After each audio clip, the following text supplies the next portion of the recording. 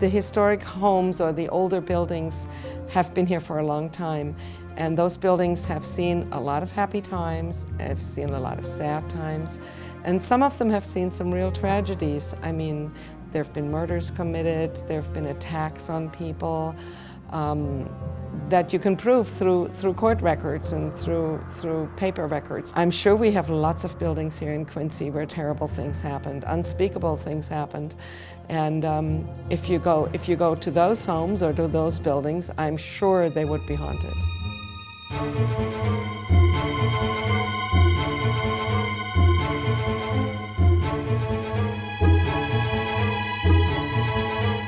The house was built in 1876 by John Bernard and Mary Strutoff. They had 10 children and 3 foster children that they raised here. My husband Ted and I moved in 1989 as newlyweds. I couldn't believe he was bringing me here at the time. It was in pretty bad shape, and they were close to the point of being ready to tear it down. But we started doing things to the house, got attached to it, and did end up purchasing it. There was a real competition between the owners of this house and the neighbors down the road on who was going to build the better house, and they hated each other. The Strutoffs had a daughter, Catherine, who was in love with their son, and of course the parents did not approve of them dating, and she ended up committing suicide in one of the rooms upstairs. It was later found out that she was pregnant. In 1901, her sister Louisa had a boyfriend, Frank Forrest. She invited him over for an ice cream social, but it was just an excuse to get him here. When he got here, she told her mom that they were going to go for a walk to pick blue lilies, and if they were found dead together, they wanted to be buried together. They did find both of them dead. Both of them had received 2 gunshot wounds. They found a revolver laying by his leg, and later they found a note in her room that said something about a Jacob Dietrich causing trouble in their relationship, and that their love simply could not bear it all. Stephen Strutoff, the youngest son, took over the farm. He and his wife Anna lived here with 4 children. They ran a 4-burner still in the basement and were some of the biggest suppliers of moonshine in the area at the time.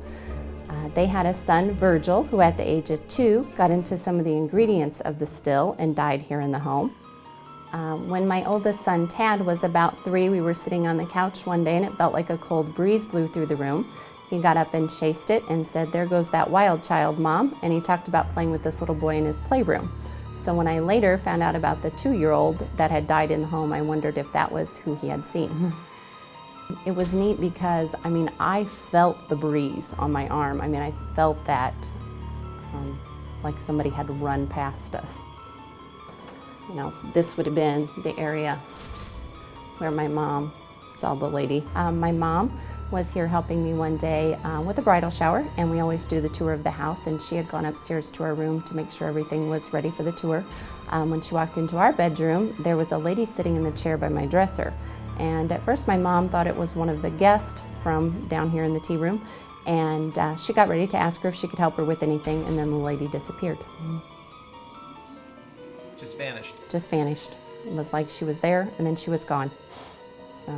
And Mom described her as a kind of a Victorian-looking lady, all dressed in white with her hair up. So looked like she was just sitting there doing her hair. Then it was 10 years later before anything else happened to me personally. So I think once it personally happens to you, much more believable then. We had gone to bed. It was storming really bad, but I had not fallen asleep yet, and I opened my eyes to see how the storm was doing, and there was an old man standing at the edge of the bed. And I screamed and shut my eyes, and I haven't seen him since. Do you have any idea historically who that old man could have been? I have no idea who that was. I just know that he had a striped shirt on and that he was an older man. In November of that same year, I heard what I thought was our little one coming down the hall during the middle of the night to get in bed with us, which was not unusual for him at that time. And I could feel him breathing on me, and when I opened my eyes, nobody was there. In November of '96 in our bedroom, Andrew, our youngest, was just a new baby and sleeping there in his cradle, and I got up during the night to get him. My husband opened his eyes, and there was a lady in a black gown standing at the end of the bed. And at first he thought it was me, but when he looked over at the cradle, I was standing there. And then when he looked back, the lady in the black gown was going up the steps in the entryway.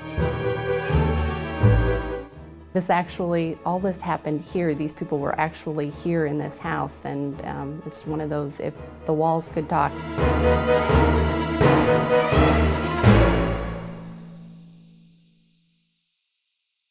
The Adams Theater has a lot of history. The Adams Theater was just a different kind of a feel, you know. You walked in through those red velvet curtains and around the corner, and there you were in the theater. It's an old building, and a lot of old buildings have old ghosts in them.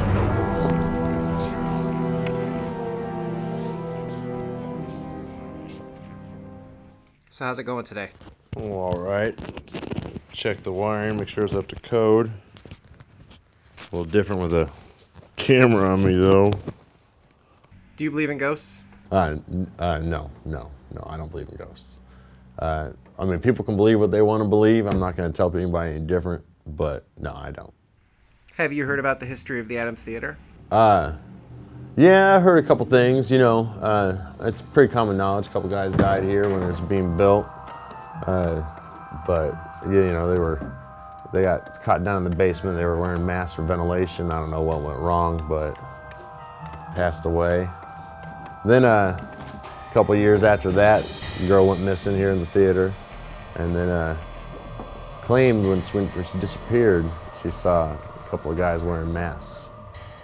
Ooh. Does that freak you out? No, it doesn't freak me out. No. Live? Phil, when you get time, I need some help over here. Yeah. We're gonna have to own these wires out, and we're gonna have to find out where we're losing it. Yeah. So we're probably gonna have to go down to the basement and see what we've got some bad wiring somewhere. Okay.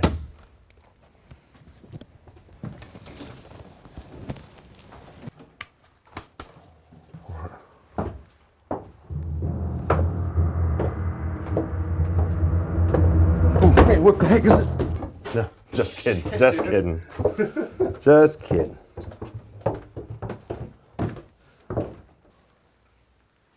Yeah, you just follow the lines. It's a pretty old building, huh? Yeah, but most of them keep up the code about every 10, 15 years. The place has only been closed down for a decade or two. Went into a house one time, had a whole nest of bats in their basement. Scared the piss out of me. So you follow it up through here. No outlet, all right. It's kind of dark in here, huh? Yeah, it's all right. What the hell is that, mannequin? It's kind of creepy. Yeah.